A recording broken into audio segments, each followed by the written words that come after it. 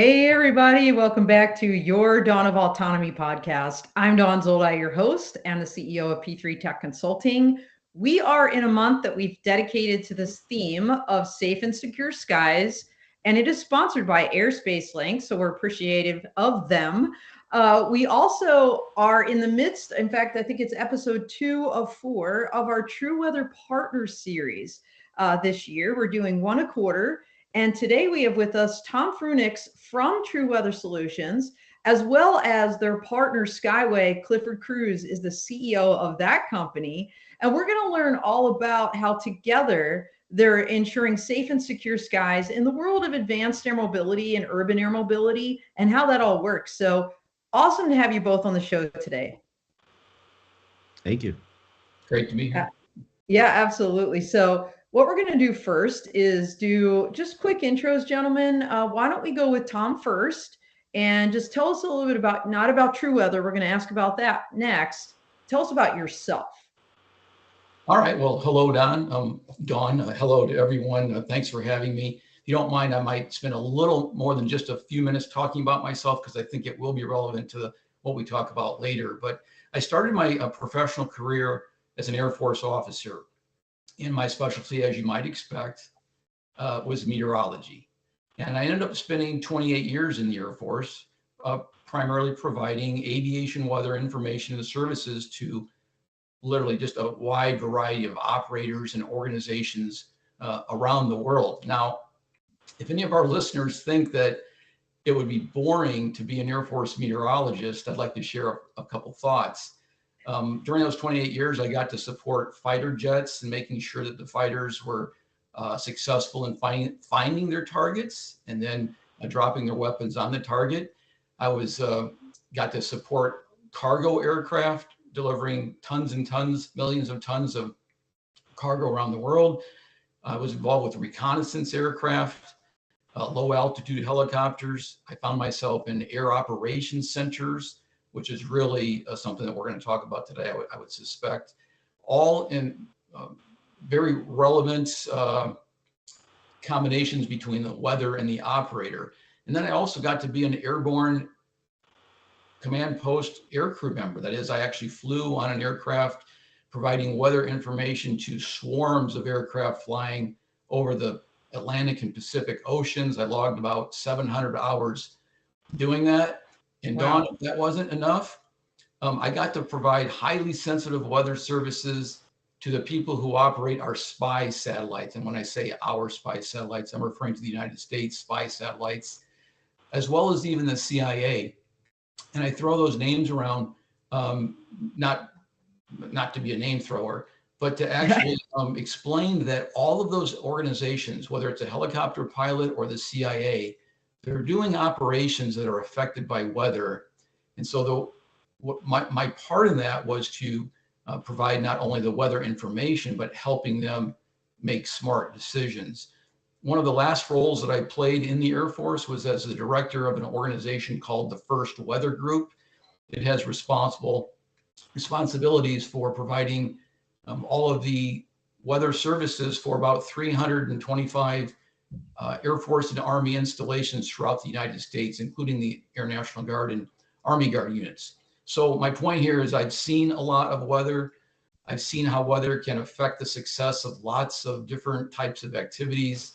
And I've seen how weather information, if it's smartly used, can increase the success of those operations. Now, after the Air Force, because life does exist after the Air Force, I went to Purdue University in Indiana. I was the managing director of the College of Technology. I was there for 9 years, and for 2 of those years, I served as the head of the School of Aviation and Transportation Technology. That school offered a couple of majors that are near and dear to our hearts today. One was the Professional Flight Program, and the other is the Unmanned Aerial Systems Program. So I had an opportunity to lead those programs or help lead them. And then I also taught, of course, I couldn't not teach advanced aviation meteorology. My last professional hurrah is joining TruWeather, which I did a year ago. And so far in the last 1 year, it's been rather exciting. So sorry, that was a little bit longer than just sharing a bit about myself. No, no, that's actually great context. And Tom, your position with TruWeather, can you tell everybody what your current position is? Yeah, so I think I was advertised as the executive vice president, but just recently I was named the chief operating officer. So Don Birchoff, who we'll talk about here in a moment, our CEO, was kind enough and perhaps not smart enough to to appoint me in that role. But I'm thrilled to have the role, and I look forward to the future. Well, congratulations on the promotion, if you will. Sorry we didn't pivot our marketing quick enough for that, but that's awesome. And so, if you guys are wowed by Tom, wait do you hear also about Cliff? Because Cliff, when you were on this show, what, a year ago? I think it was in May. Yeah, It might have been exactly a it's year been a ago. minute. Yeah. I was just like, holy shnikes, this guy. Like, so for those that don't know you, Cliff, could you tell us a little bit about your personal background as well? Yeah, my journey's been quite an adventure. I honestly started out in life, had no idea how it was going to go, but it ended up being pretty exciting anyway.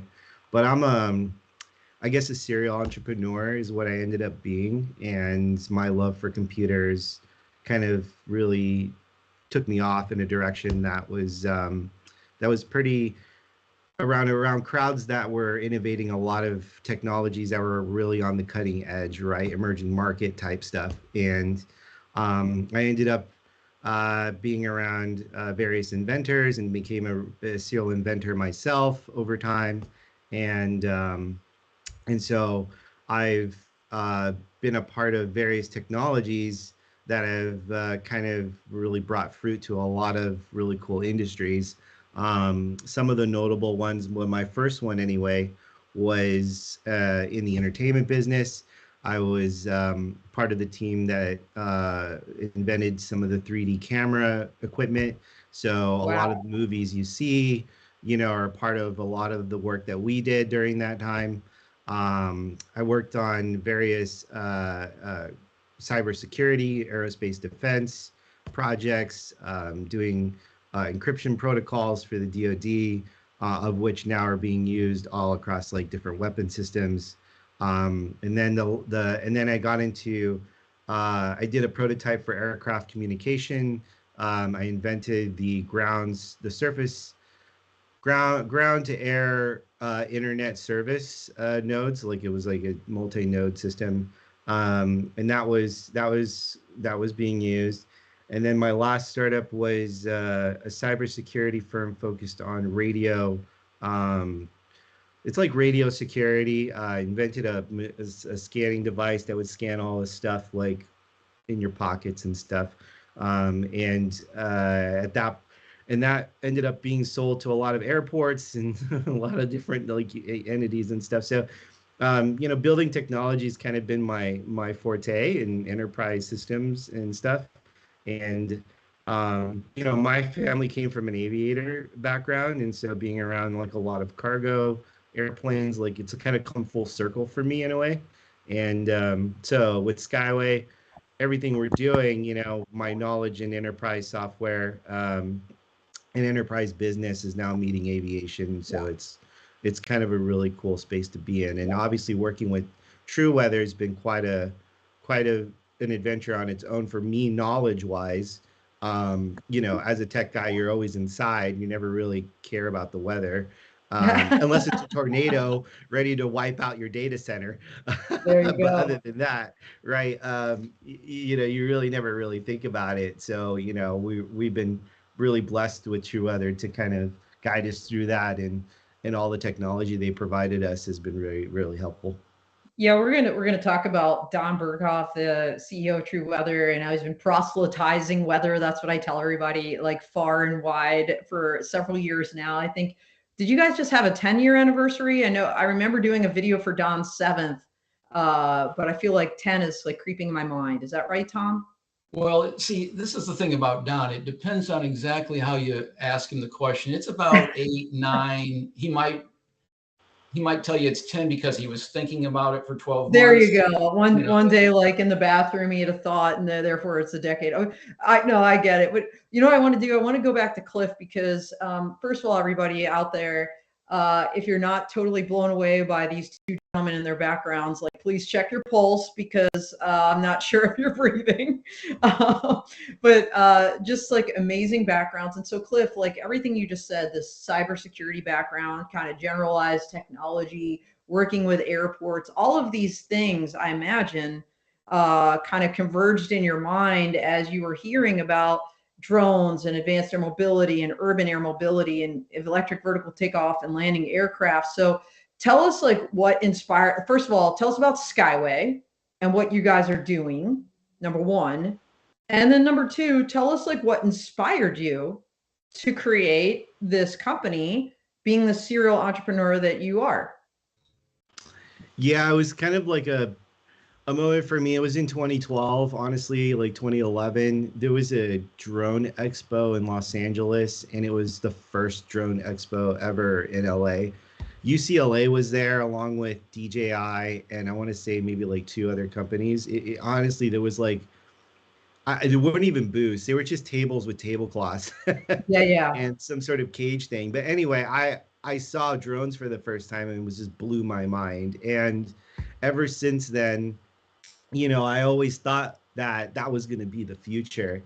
And, lo and behold, years go by, the last company I had, had a good exit, and I'm sitting there kind of thinking about what I'm doing, next in my life. And I remember that whole drone thing. And so we started an incubator, and then, put Skyway in, and then we realized, oh, wow, there's a huge opportunity. There's all these companies, MIT's all involved in it, NASA, and so we kind of really started talking about calling up everybody and saying, well, what's the business case and how does this work and da da da da da. And then what we did is we found where our specialties were, and what we could do and contribute to this whole thing. Originally, we started off doing a lot of drone work, but then we pivoted quickly into eVTOLs. And so I want to say for over 2.5 years now, we've been focused only on UAM eVTOL operations. We do have like some help, and we do support like some UAS, but that's not our main goal, our main business right now.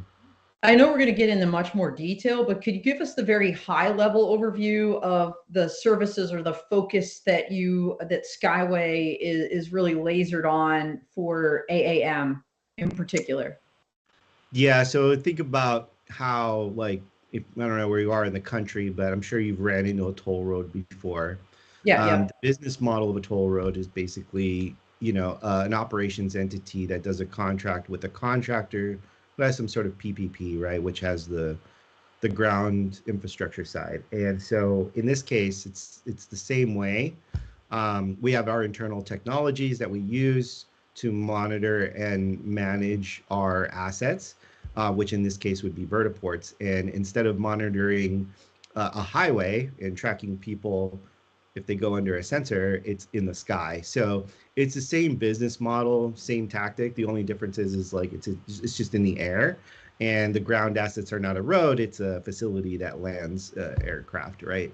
So a lot of our internal stuff really drives around autonomy, and I think that's the little difference of this is how do we grow that to more of no human involved in this system, like less human capital, right? Obviously lowers the costs. Yeah. And so our whole systems and what we design and build are meant for us to, maximize revenue for the facilities, for the OEMs, for the airlines, right? And then also brings revenue to, all the various partners and everybody that's kind of involved, including us, right? So that's kind of what we do. So our airspace above the vertiport is what we manage, and then once you leave, you're in UTM territory in a way. Yeah. And at that point, like your main sponsor, Airspace Link, would be perfect there, right at that point. Gotcha. Okay. All right. So your primary customers, Tom, we're going to get to you in 1 second here. Your primary customers, Cliff, are more like the vertiport owners, if you will, and maybe that kind of ecosystem. Is that correct? Yeah, You're helping the manage. developers. Yeah, the developers or our investors who put in vertiports, it's technically kind of our vertiport, but more of a partnership. And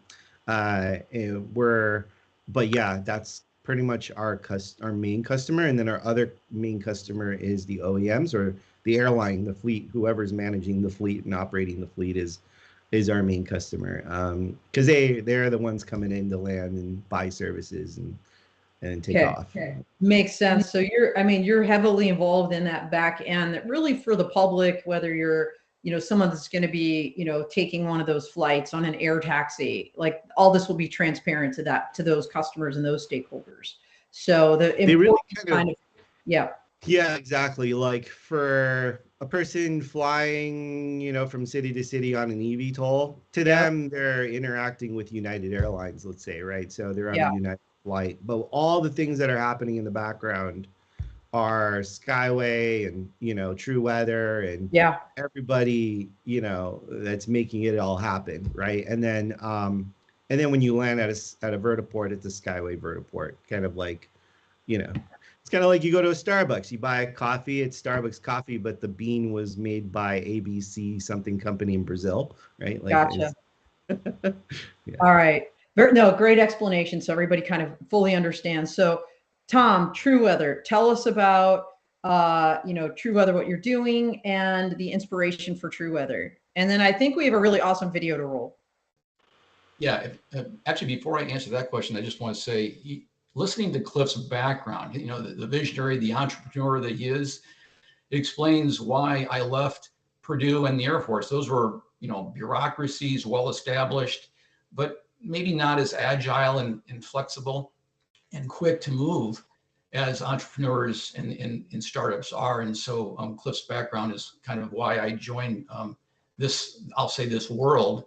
And to answer your question, where did TruWeather Solutions come from? It was founded, TruWeather Solutions was founded by our CEO, Don Berchoff. And I've known Don for 39 years. So that's a lot longer than most. And as you know, Don and Cliff and others who might be listening, you already know this, that Don has a passion for weather that's probably unlike any other person you've ever met. So Don, absolutely. Yeah. So, but for the visitors watching us today who don't know Don, I'd like to share a little bit about it because it's all related to your question about, the inspiration for TruWeather. Don was a weather leader in the Air Force, and his experiences, like mine, he told him that weather information, if it was very timely and very reliable, can have a huge impact, on the success of pretty much anything.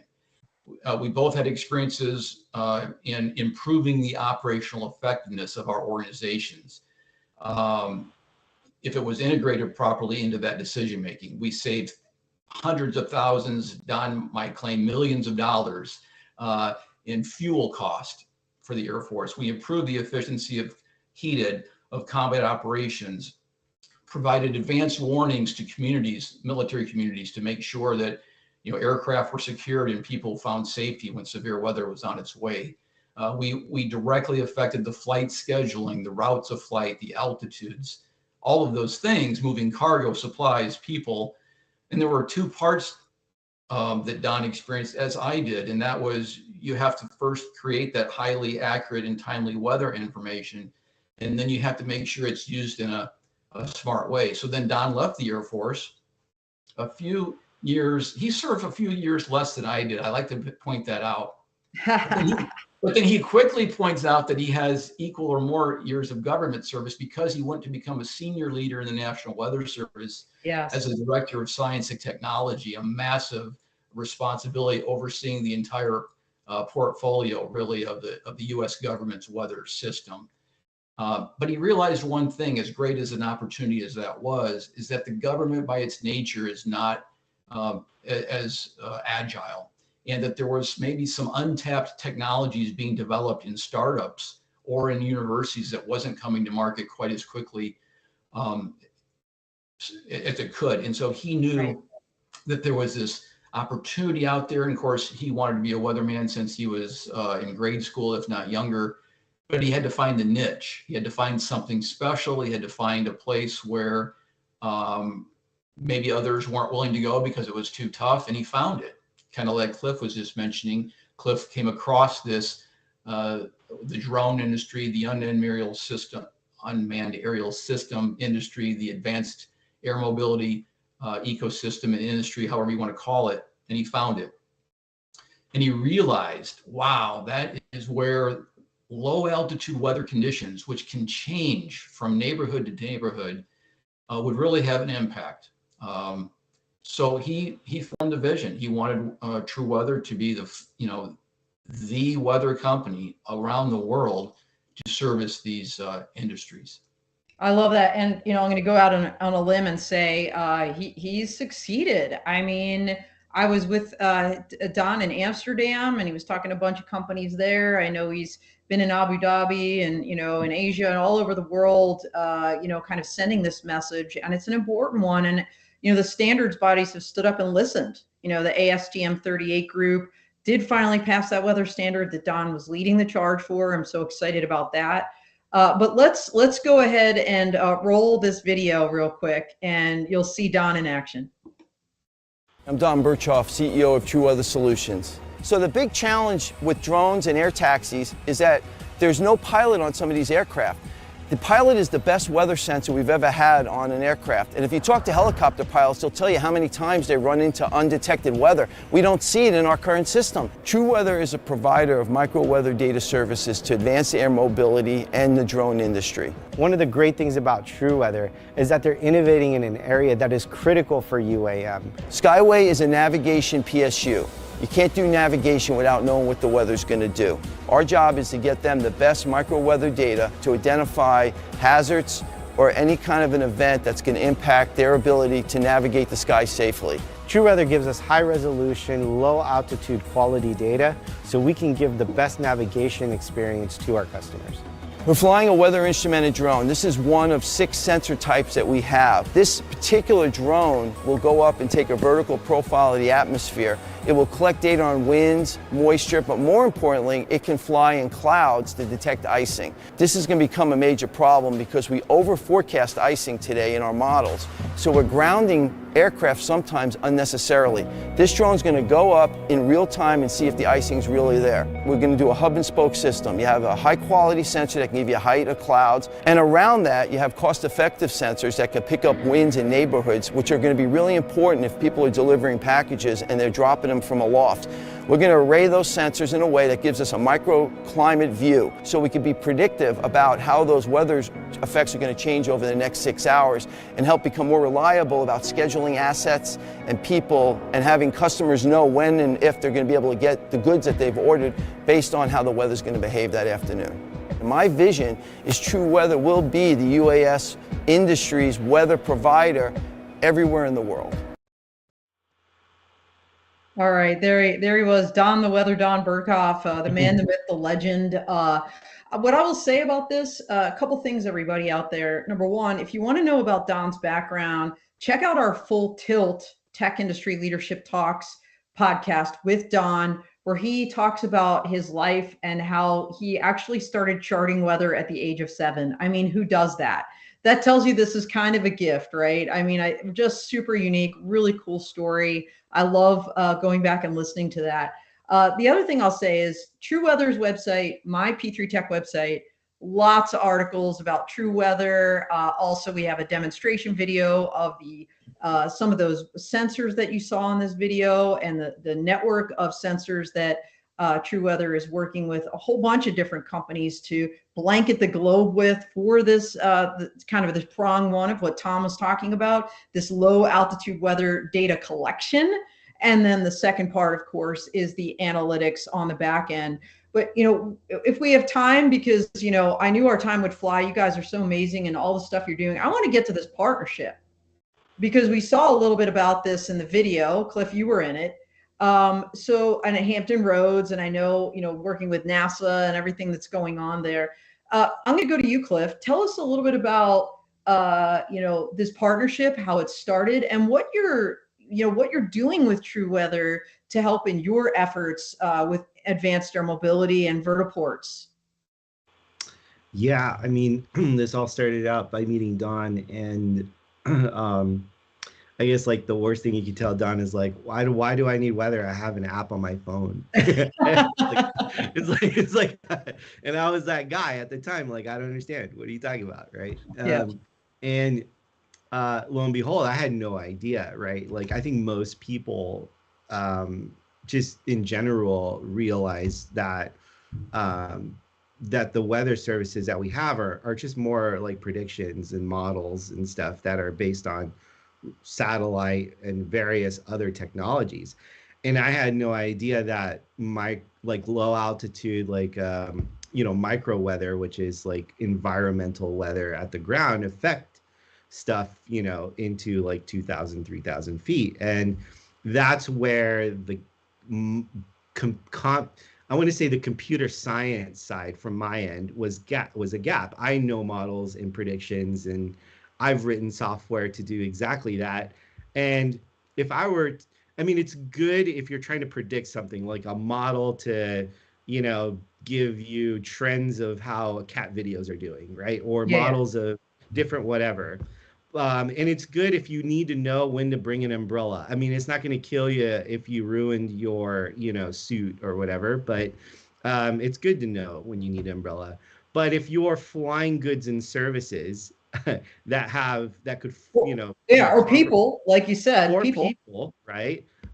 That's a different story. Now you're talking about liability, insurance, operations, cost, right? It starts to get very, very hairy, and it becomes a concern, right? And when Dawn had that weather drone, which you saw in that video, I thought the was meteor really drone. cool. A meteor drone, yeah, is what they call it, right? Um, it would when he sent it up the first time, and we saw that the weather drastically changed at like 100 feet, right? Like 75 to 100 feet. It was just like a 10-mile-an-hour wind difference, right? Which was huge, right? Because in the weather app from NOAA or for wherever you're looking at, it's saying, oh, clear day, zero, whatever wind. But it's not at like 200 feet. It's blowing like crazy. So again, those models that you buy or have available, yes, they're there. They're great as a tool, but having a microservice like this is like a game changer in really understanding what's actually happening, right? And if you can understand that, then from Skyway side, it lowers our risk, and not only our risk, but it also makes sure that when we send out customers or clients, or give them authority to land or whatever the conditions are, that we know exactly what it is, right? And it's not some sort of like general prediction value. I recently, I was on the Clubhouse last time, and I mentioned this because this actually happened a few weeks ago. So I was going to Catalina, and I was taking the helicopter ride. If anybody's never done it, I highly recommend it. It's beautiful. But in this instance, on this morning, a fog had rolled in, right? And mind you, in Long Beach, you can see the container ships, like distance is pretty far visually where you can see stuff. And I anticipated that was like, oh, that must be like at least 800 feet, away, right? Like, but as a corporation from the helicopter charter, they have very strict rules, right, on how they operate. And because they didn't have weather tools, they don't know, like they can't on paper say this number ceiling height is whatever, and we're going to operate. No, they're just going to wait, right, until they could see some sort of marker, and then send out a helicopter 2 hours later to go see if that was right, and then come back and then make you fly.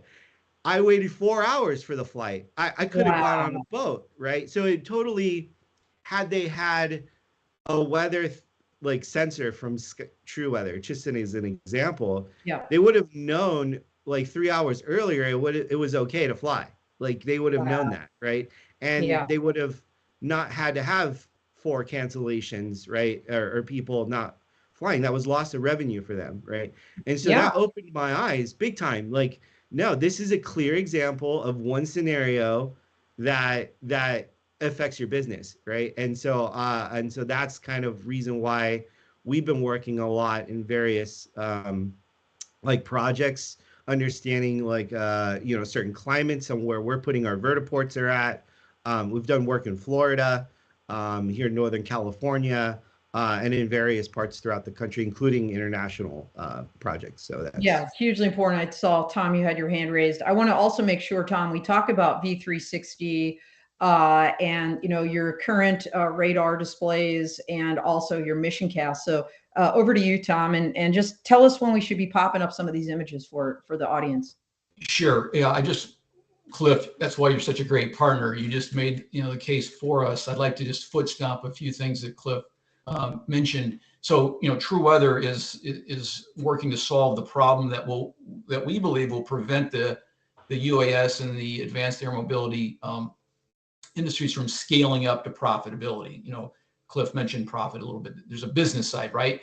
We believe that in order for those operations to be financially viable, they're going to need to fly and fly and fly again. No missed opportunities, no waste, no unnecessary delays, no inefficiencies.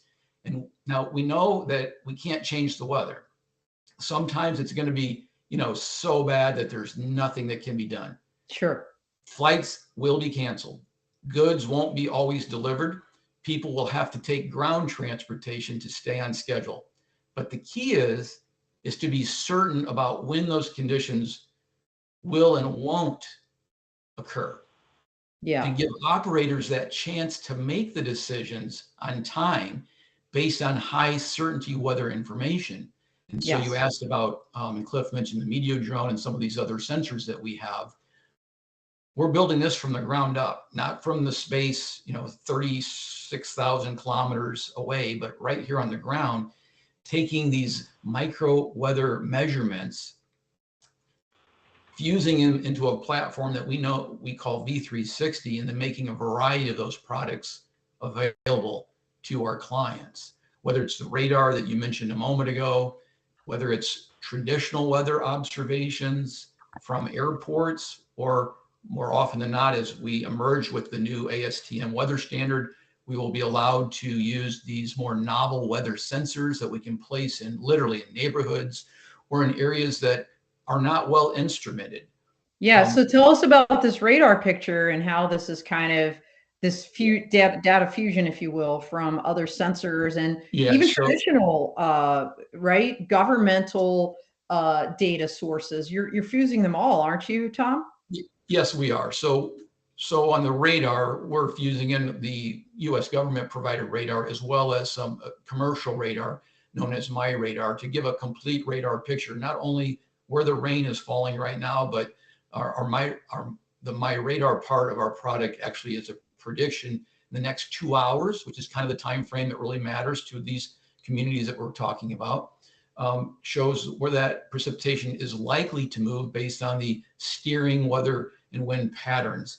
Superimposed on this particular product are the locations of the ground sensors. And as I mentioned, these are not just your standard multi-million-dollar weather systems that are at the airports, but rather other more novel, less expensive sensors that are placed throughout communities, flying corridors, well removed from airports, that if we don't sense those areas, if we don't collect the actual information, there's really no way we're going to be able to not only tell you what it is right now with certainty, but to be able to predict it in the time frames. Yeah. So everybody, once again, we did like a worldwide premiere of, this weather sensor network with Don. It's on my website under product releases, as well as I assume on the TruWeather website as well, and their YouTube channel. So check that out if you want to see, at least a very good range of different kinds of sensors, including Meteomatics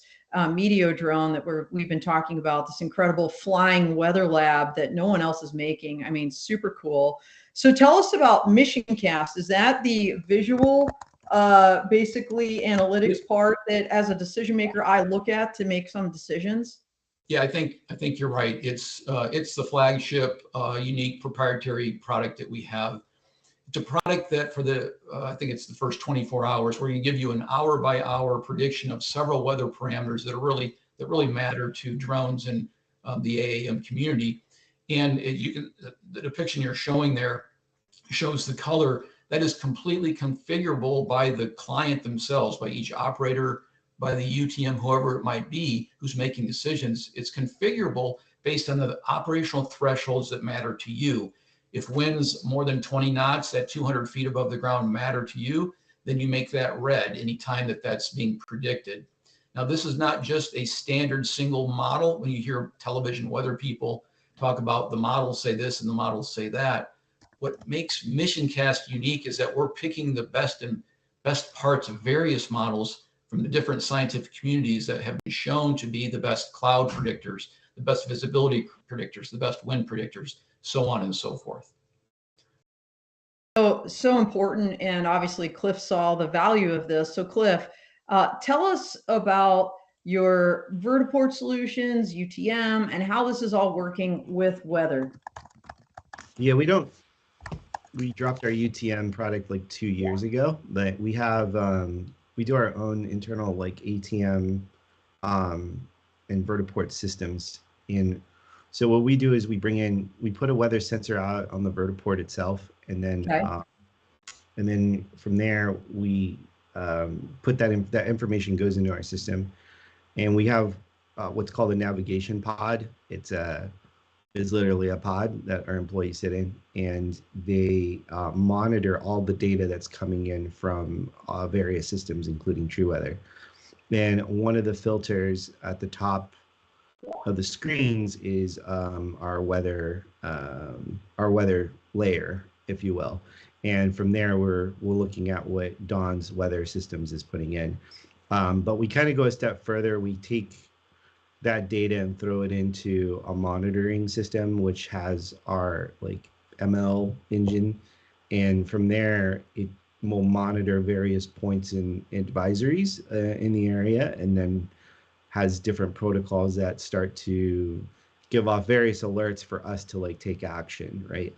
So it's a very important part of the data feed that goes into our nav pods for our navigators to make decisions on, do we hold these aircraft for another 5 minutes, or do we let them go, right? And that's pretty much a lot of the main decisions that are happening. Or if there's a pop-up, whatever that's happening in the region, do we move people around it, right? And give an advisory for that.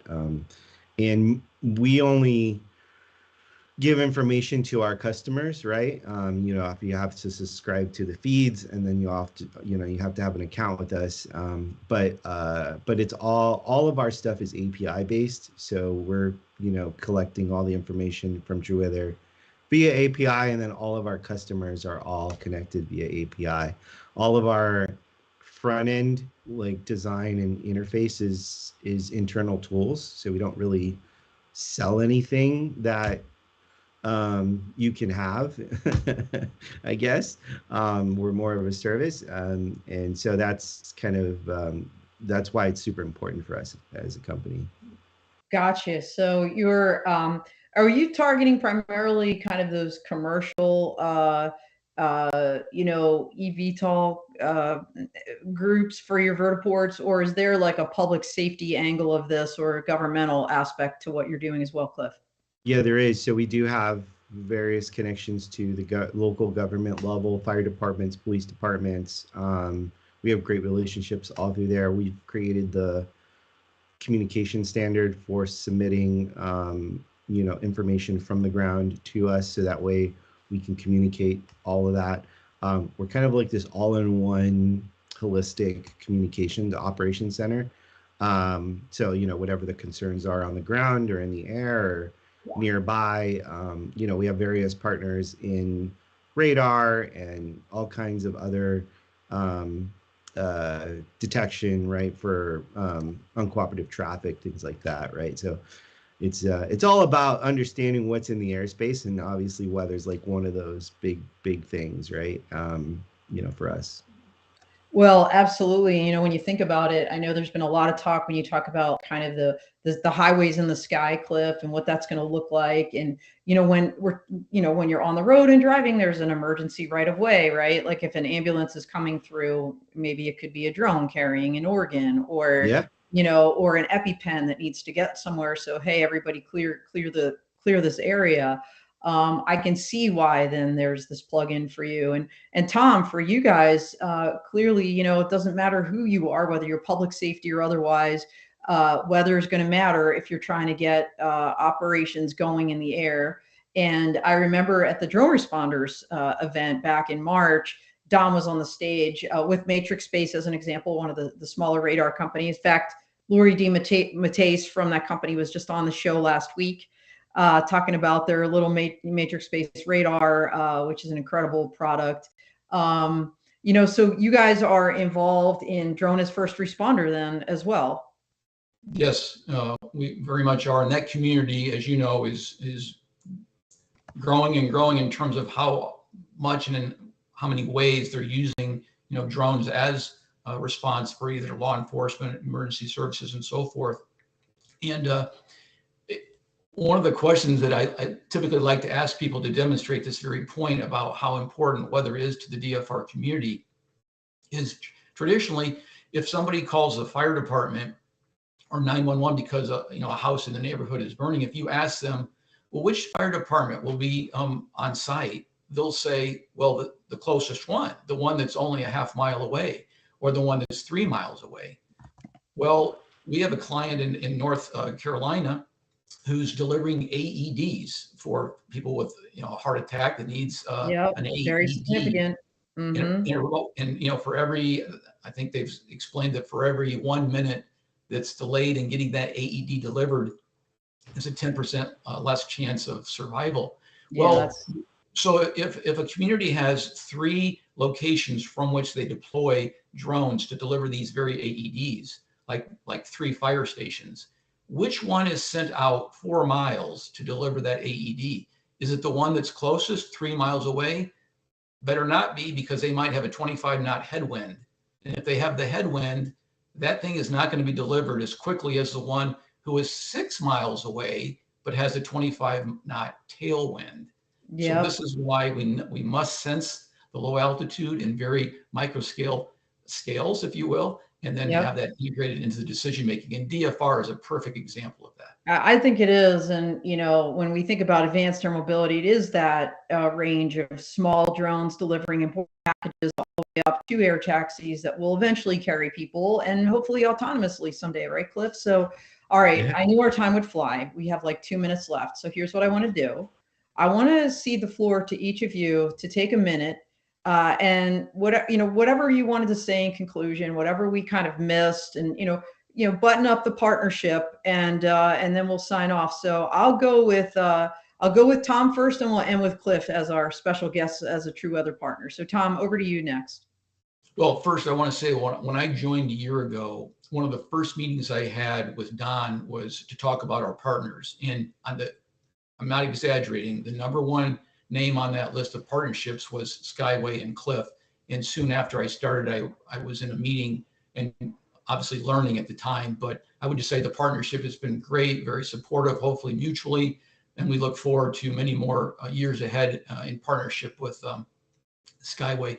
My final comment, and it's not related to the partnership, it's and I don't mean to be trying to sell TruWeather.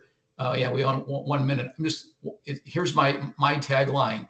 If you're paying nothing for your weather information, you're getting exactly what you paid for. There you go. So true. So true. Cliff, that's a hard one to beat. Over to you. Yeah, I know. Love Don and on the entire TruWeather team. They've been awesome. We're a very lively company ourselves, so our cultures fit perfectly with one another, let's just say. So we really enjoy working with them, but the tech is great, the value is great, and if you're thinking that the weather that you got is good enough, I'd think again, right? And that's the takeaway. Yeah, and obviously reach these gentlemen through their websites, as well as LinkedIn. I think is probably a great place to connect with both of you to learn more about Skyway and TruWeather Solutions. So once again, our time has flown. Thank you both so much for taking this time today. I always learn something new. Cliff, your Skyway model has evolved. I know your logo has evolved.